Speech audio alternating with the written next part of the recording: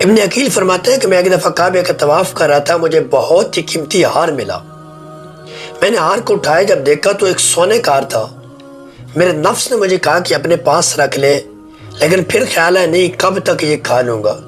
میں نے وہاں پہ اعلان کر دیا کہ کسی شخص کا ہار گرا ہو تو نشانی لے کر مجھ سے لے سکتا ہے۔ چنانچہ ایک نبینہ شخص میرے پاس آیا اور کہنے لگا، بھائی یہ ہار میرا تھا، اس کی یہ نشانی ہے۔ میں نے ہار تجھے واپس کر دیا، لیکن مجھے اور زیادہ ندامت محسوس ہوئی کہ یار نبینہ شخص تھا، اس سے کیا پتا کہ ہار میرا کہاں گرا ہے، اور اسے نظر تو آتا نہیں تھا، یہ کیسے دیکھ لیتا کہ کس کے پاس میرا ہار ہے۔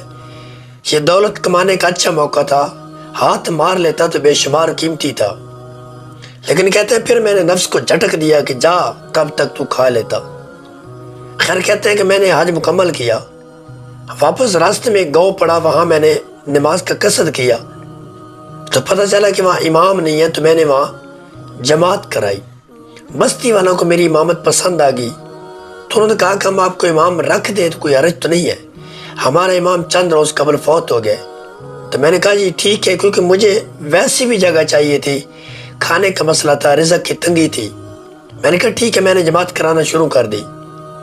چند دن گزرے تو وہ کہنے لگے کہ ہمارے امام صاحب کی ایک یتیم بچی ہے، اگر آپ چاہیں تو نیک سیرت آپ کے ساتھ نکاح کر دیں۔ تو ابن عقیل فرماتے ہیں کہ میں نے کہا کیوں نہیں؟ تو ایسے ہوا کہ اس کے ساتھ میرے نکاح ہو گیا، میری گویا زندگی بدل چکی تھی۔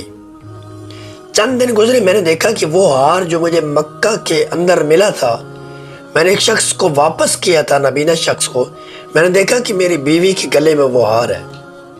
جب میں نے اسے پوچھا، اس نے کہا یہ تو ہار میرے والد صاحب کا جو یہاں پہلے امام تھے۔ تو میں نے پھر انہیں کہا کہ یہ میں نے انہیں لٹایا تھا، مجھے مکہ کی سرزمین کے اندر ملا تھا، یہ طواف کرتے ہوئے اعلان کیا، پھر میں نے لٹا دیا۔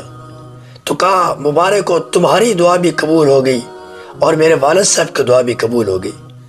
میں نے کہا کیا مطلب؟ کہا تمہاری دعا یہ تھی کہ اللہ تعالیٰ مجھے رزق عطا کر دے، گھر عطا کر دے، اللہ نے سب کچھ تمہیں دے دیا، اور میرے والد صاحب جب واپس آئے تھے تو اس وقت انہوں نے بات کی تھی کہ میرے مالک، جب آخری لمحات تھے کہنے لگے کہ میرے مالک میں تو تیرے پاس آنے والا ہوں، لیکن ایسا کرم کر دے کہ جس طرح مجھے جس شخص نے ہار کعبہ کی سرزمین پر مجھے دیا تھا، کتنا ایماندار شخص تھا، میری بیٹی کے لیے ایسے ایماندار شخص کا انتظام کر دے۔